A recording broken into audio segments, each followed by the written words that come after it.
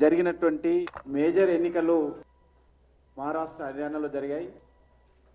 హర్యానాలో మేము అనుకున్నట్లుగానే శాసనసభలో క్లియర్ మెజార్టీ భారతీయ జనతా పార్టీకి వచ్చింది. మేము ఎక్కడైతే పోటీ చేయాలని ఖచ్చితంగా అనుకుంటున్నామో ఆ సీట్లోనే మేము అభ్యర్థులను సిద్ధం చేయడం జరిగింది. ప్రజల బలము కూడగట్టుకోవడానికి హర్యానాలో మేము చేసినటువంటి ప్రయత్నము విజయవంతమైంది.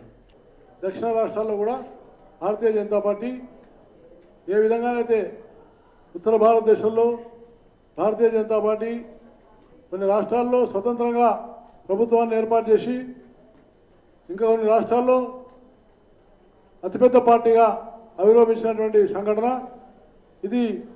ప్రత్యేకంగా దక్షిణ రాష్ట్రాల్లో భారతీయ జనతా పార్టీకి తప్పకుండా ఇది పెద్ద శుభ పరిణామంగా మేము తప్పకుండా భావిస్తున్నాం.